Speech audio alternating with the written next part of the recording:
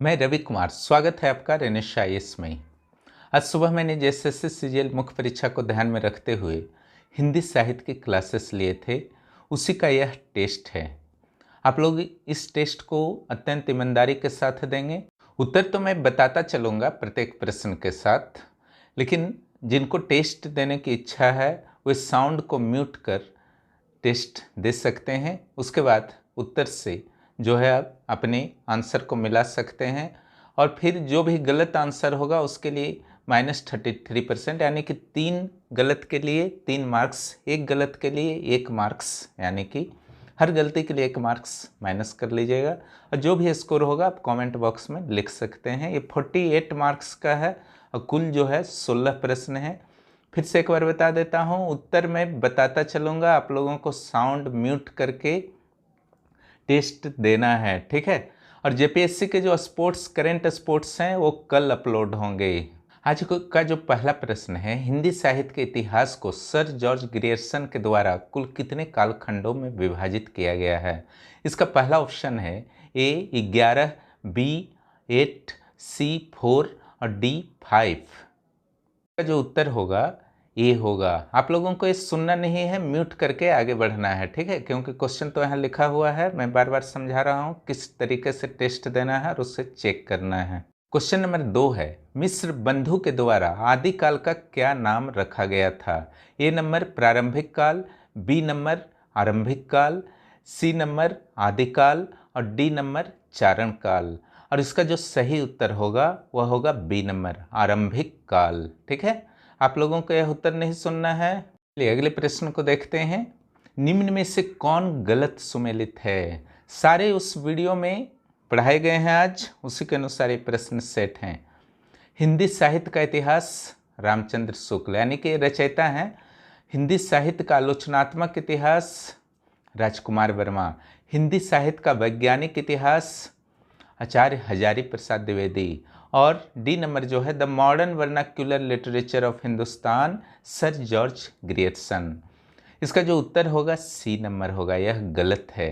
हिंदी साहित्य का वैज्ञानिक इतिहास जो है गणपति चंद्र गुप्त के द्वारा लिखा गया है। चलिए 4 नंबर देखते हैं। मिस्र बंधु द्वारा साहित्य के इतिहास के विभाजन में परिवर्तन काल को शामिल किया गया था। यह परिवर्तन काल का अवधि कब था, कब से कब तक का था? ए नंबर है 1681 से 1790, बी नंबर है 700 से 1444 ईस्वी तक, सी नंबर है 1890 से 1925 तक, डी नंबर है उपरोक्त में से कोई नहीं। और उसका जो सही उत्तर होगा सी होगा, 1890 से 1925 तक, ठीक है। 5 नंबर देखते हैं। रामचंद्र शुक्ल के द्वारा उत्तर मध्यकाल को क्या कहा गया था? ए नंबर भक्तिकाल, बी नंबर वीरगाथा काल, सी नंबर रीतिकाल और डी नंबर जो है गद्यकाल। देखिए उत्तर मध्यकाल एक पूर्व मध्यकाल था, पूर्व मध्यकाल को इन्होंने कहा था भक्तिकाल और उत्तर मध्यकाल को कहा था रीतिकाल और गद्यकाल जो कहा था आधुनिक काल को कहा था। और वीरगाथा काल तो जो है आपका प्रारंभिक आरंभिक आदिकाल को आप बोल सकते हैं, जो शुरू वाला था, है ना। अगले प्रश्न को देखते हैं। रामचंद्र शुक्ल द्वारा साहित्य के इतिहास के काल निर्धारण और नामकरण में निम्न में से किन किन आधारों को मुख्य रूप से प्रयोग किया गया? ए नंबर है प्रधान प्रवृत्ति, बी नंबर है ग्रंथों की प्रसिद्धि और लोकप्रियता, सी नंबर है उपरोक्त में से दोनों और डी नंबर है उपरोक्त में से कोई नहीं। तो इसका उत्तर जो सही होगा प्रधान प्रवृत्ति और ग्रंथों की प्रसिद्धि और लोकप्रियता, ठीक है। अगर भक्ति की प्रवृत्ति है तो भक्ति का पुस्तक उन्होंने मान लिया, अगर रीति का प्रवृत्ति है कला का तो रीतिकाल का मान लिया, लेकिन साथ ही सारे ग्रंथों को उन्होंने नहीं ले लिया किसी काल का, उन्होंने प्रसिद्ध ग्रंथों को लिया और लोकप्रिय ग्रंथों को लिया। मैं अच्छी तरह समझा चुका हूँ, इस वीडियो को आप देख सकते हैं आज के वीडियो को। तो इसका उत्तर जो होगा सी। चलिए 7 नंबर देखते हैं। ग्रंथों की प्रसिद्धि भी किसी काल के लोक प्रवृत्ति की प्रतिध्वनि है। ग्रंथों की प्रसिद्धि भी किसी काल के लोक प्रवृत्ति की प्रतिध्वनि है। यह कथन किसका है? ठीक है, प्रसिद्ध कथन है शिव सिंह सेंगर, बी नंबर है मिस्र बंधु, सी नंबर है आचार्य रामचंद्र शुक्ल और डी नंबर है आचार्य हजारी प्रसाद द्विवेदी। ठीक है, तो जो सही उत्तर होगा सी होगा, आचार्य रामचंद्र शुक्ल। साथ ही इन्होंने कहा था कि जो इतिहास होता है, साहित्य का इतिहास होता है, वो मानव के चित्त वृत्ति का इतिहास होता है। मानव के चित्त वृत्ति में परिवर्तन के साथ जो है साहित्य के इतिहास में भी परिवर्तन आ जाते हैं और मानव का चित्त वृत्ति जो है तत्कालीन आर्थिक, सामाजिक, राजनीतिक, धार्मिक स्थितियों के अनुसार निर्धारित होता है। ये प्रसिद्ध कथन है ये दोनों जो है रामचंद्र शुक्ल का। ये 8 नंबर क्वेश्चन को देखा जाए, रामचंद्र शुक्ल के द्वारा आदिकाल को वीरगाथा काल का नाम दिया गया है। इसका विरोध किन किन कारणों से हुआ? ठीक है, ऑप्शन है आपके, चंद्रवर दाई द्वारा लिखित पृथ्वीराज रासो अप्रमाणित सिद्ध हो चुका है, अप्रमाणिक या अप्रमाणित। और दूसरा जो है जयचंद प्रकाश अस्तित्वहीन ग्रंथ सिद्ध हो चुका है। तीसरा जो सी नंबर है खुमाण रासो प्रवर्ती काल का ग्रंथ सिद्ध हो चुका है, यानी कि 18वीं सदी का। डी नंबर है उपरोक्त में से तीनों। सही उत्तर जो होगा आपका उपरोक्त में से तीनों। 9 नंबर क्वेश्चन देखते हैं, आचार्य रामचंद्र शुक्ल के द्वारा किए गए काल विभाजन में रीति काल का क्या समय था? ठीक है, ये नंबर है 1375 से 1700, बी नंबर है 1700 से 1900, सी नंबर है 1050 से 1375 और डी नंबर है 1900 से 1984।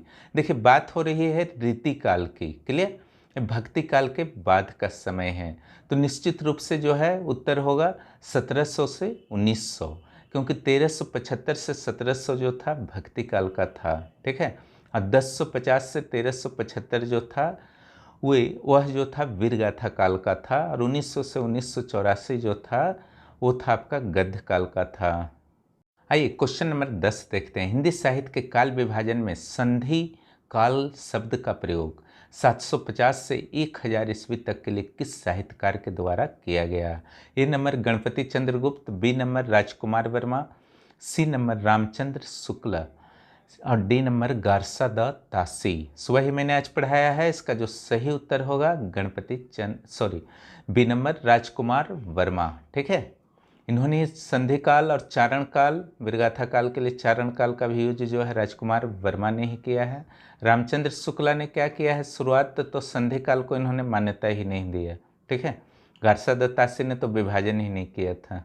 आइए क्वेश्चन नंबर 11 देखते हैं, किस विद्वान के द्वारा प्रारंभिक काल को धर्माश्रित, राज्य आश्रित और लोकाश्रित 3 भागों में बांटा गया है? पहला जो ऑप्शन है आपके पास राजकुमार वर्मा, बी नंबर है गणपति चंद्र गुप्त और सी नंबर है मिश्र बंधु और डी नंबर है रामचंद्र शुक्ल। ठीक है, तो ये जो 3 भाग में बांटा था, प्रारंभिक काल को और मध्यकाल, दोनों काल को, ठीक है, 3 भाग में बांटा था, वो थे गणपति चंद्र गुप्त, क्योंकि इनका मानना था कि प्रत्येक काल में धर्म टाइप का भी होता है, राज्य यानी कि रीतिकाल टाइप का भी होता है, अलौकिक रचनाएं भी होती हैं, इसको अलग अलग नहीं किया जा सकता है, जिस ढंग से रामचंद्र शुक्ल ने कर दिया था। चलिए क्वेश्चन नंबर 12 देखते हैं, किस साहित्यकार के द्वारा आदिकाल को सिद्ध सामंत काल कहा गया है?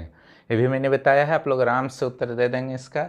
ए number Acharya Mahavir Prasad Dwivedi, B number Rahul Sankrityayan, C number Ganapati Chandragupt, D number Rajkumar Verma. ठीक है, तो आदिकाल को सिद्ध सामंत काल कहने वाले हैं बी नंबर राहुल संस्कृत्यायन। आइए बहुत ही पॉपुलर प्रश्न है हिंदी साहित्य का, अक्सर आता रहता है, कीर्तिलता और कीर्ति पताका। ठीक है, इसे उत्तर अपभ्रंश ग्रंथ में शामिल किया था जो आपके रामचंद्र शुक्ल हैं, और इसे भी साहित्य में शामिल कर लिया था उन्होंने अपभ्रंश साहित्य होने के बावजूद। कीर्तिलता और कीर्ति पताका नामक पुस्तकों के रचयिता कौन हैं? ए नंबर है सारंगधर, बी नंबर है नल सिंह, सी नंबर है विद्यापति और डी नंबर है सरहपाद। ठीक है, तो इसका जो सही उत्तर होगा सी होगा, विद्यापति। क्वेश्चन नंबर 14 देखते हैं, रामचंद्र शुक्ल के द्वारा रीति काल को कितने भागों में बांटा गया है? ठीक है, पहला है 4 भागों में, बी नंबर है 3 भागों में, सी नंबर है 2 भागों में और डी नंबर में कोई विभाजन नहीं किया गया। तो इसका जो सही उत्तर है बी, 3 भागों में। कौन कौन सा भाग था? तो रीति मुक्त, रीति सिद्ध और रीतिबद्ध। ठीक है, ये तीनों क्या क्या हैं, क्या अंतर इनमें है, इस जब रीतिकाल आप लोग पढ़ेंगे उस समय जानेंगे। चलिए क्वेश्चन नंबर 15 देखते हैं, सेकेंड लास्ट क्वेश्चन है, रीतिकाल को निम्न में से क्या क्या नाम दिया गया है? ठीक है, उत्तर मध्यकाल, श्रृंगार काल, अलंकृत काल या कला काल, और उपरोक्त में से सभी। तो इसका जो सही उत्तर होगा उपरोक्त में से सभी, डी नंबर।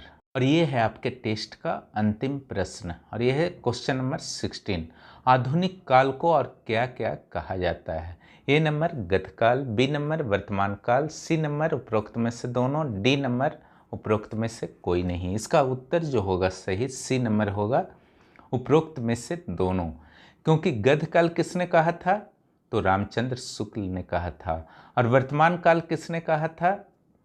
तो मिस्र बंधुओं के द्वारा मिस्र बंधु विनोद नामक पुस्तक में कही गई थी। इस ढंग से टेस्ट समाप्त होता है। आप लोग साउंड को म्यूट करके टेस्ट दे लीजिए, फिर उसका उत्तर जो है साउंड ऑन करके सुन सकते हैं। और एग्ज़ाम के लिए अपना जो है JSS CGL के लिए तैयारी कीजिए। आज या कल होगा ही, आपका काम है तैयारी फिनिश करके रखना, उसके बाद किसी अन्य परीक्षा के लिए प्रयास करते रहना।